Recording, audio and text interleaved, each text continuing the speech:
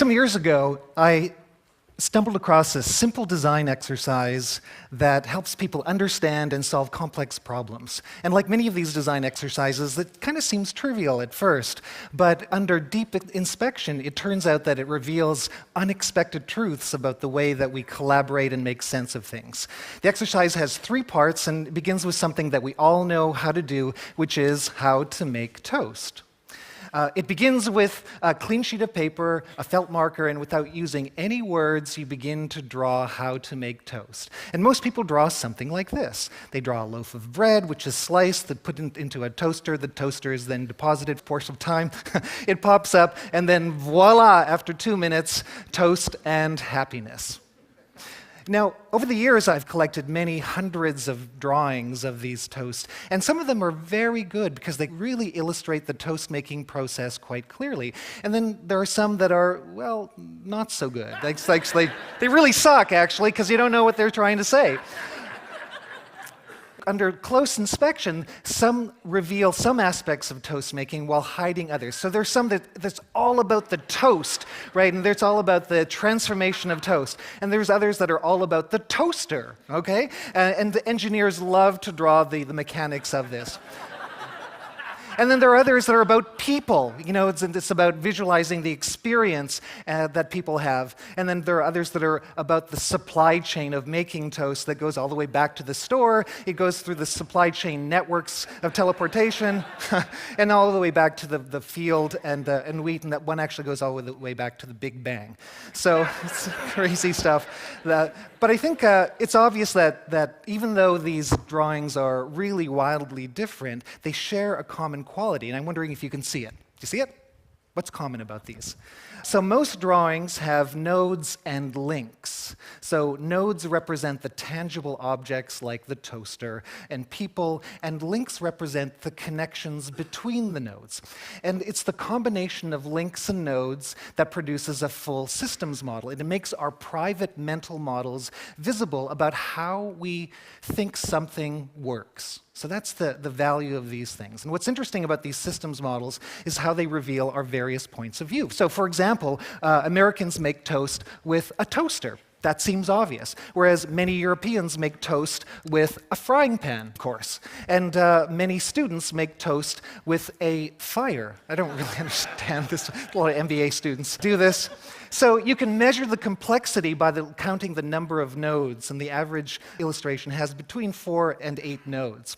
Less than that, the drawing seems trivial, but it's quick to understand. And more than 13, the drawing produces a feeling of map shock. It's too complex. So the sweet spot is between 5 and 13. So if you want to communicate something visually, have between 5 and 13 nodes in your diagram.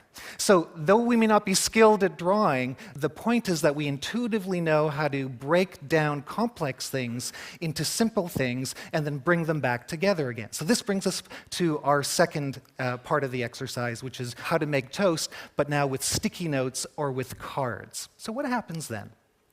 Well, with cards, most people tend to draw clear, more detailed, and more logical notes. You can see the step-by-step analysis that takes place. And as they build up their model, they move their nodes around, kind of rearranging them like Lego blocks. Now, though this might seem trivial, it's actually really important. This rapid iteration of expressing and then reflecting and analyzing is really the only way in which we get clarity. It's the essence of the design process. And system theorists do tell us that the ease with which we can change a representation correlates to our willingness to improve the model. So sticky note systems are not only more fluid, they generally produce way more nodes than static drawings. The drawings are much richer. And this brings us to our third part of the exercise, which is to draw how to make toast, but this time in a group. So what happens then? Well, here's what happens. It starts out messy, and then it gets really messy, and then it gets messier. But as people refine the models, the best nodes become more prominent, and with each iteration, the model becomes clearer, and because people build on top of each other's ideas. What emerges is a unified systems model that integrates the diversity of everyone's individual points of view. And so that's a really different outcome from what usually happens in meetings, isn't it? So these drawings can contain 20 or more nodes, but participants don't feel map shock because they participate in the building of their models themselves. Now, what's also really interesting that the groups spontaneously mix and add additional layers of organization to it. To deal with contradictions, for example, they add branching patterns and parallel patterns. Oh, by the way, if they do it in complete silence, they do it much better and much more quickly. Really interesting. Talking gets in the way. So here's some key lessons that can emerge from this. First, drawing helps us understand the situations as systems with nodes and their relationships. Movable cards produce better systems models because we iterate much more fluidly. And then the group notes produce the most comprehensive models because we synthesize several points of view. So that's interesting. When people work together under the right circumstances, group models are much better than individual models. And so this approach works really great for drawing how to make toast. But what if you wanted to draw something more relevant or pressing, like your organizational vision, or customer experience, or long-term sustainability? There's a visual revolution that's taking place as more organizations are addressing their wicked problems by collaboratively drawing them out. And I'm convinced that those who see their world as movable nodes and links really have an edge. And the practice is really pretty simple. You start with a question, you collect the nodes, you refine the nodes, you do it over again, you refine and refine and refine, and the patterns emerge. And the group gets clarity, and you answer the question.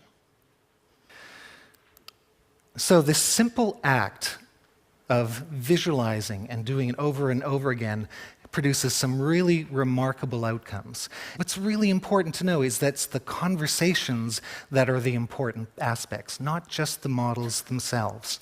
And these visual frames of reference can grow to several hundreds or even thousands of nodes. So one example is from an organization called Rodale, big publishing company. They lost a bunch of money one year, and their executive team for 3 days visualized their entire practice. And what's interesting is that after visualizing the entire business, systems upon systems, they reclaimed $50 million of revenue, and they also moved from a D rating to an A rating from their customers. Why? Because there's alignment from the executive team. So I'm now on a mission to help organizations solve their wicked problems by using collaborative visualization. On a site that I've produced called drawtoast.com, I've collected a bunch of the really, I think, best practices, and so you can learn how to run a workshop here. You can learn more about the visual language and the structure of links and nodes that you can apply to general problem solving, and download examples of various templates for unpacking the thorny problems that we all face in our organizations. So the seemingly trivial design exercise of drawing toast helps us get clear, engaged, and aligned. So next time you're confronted with an interesting challenge, remember what design has to teach us. Make your ideas visible, tangible, and consequential. It's simple, it's fun, it's powerful, and I believe it's an idea worth celebrating. Thank you.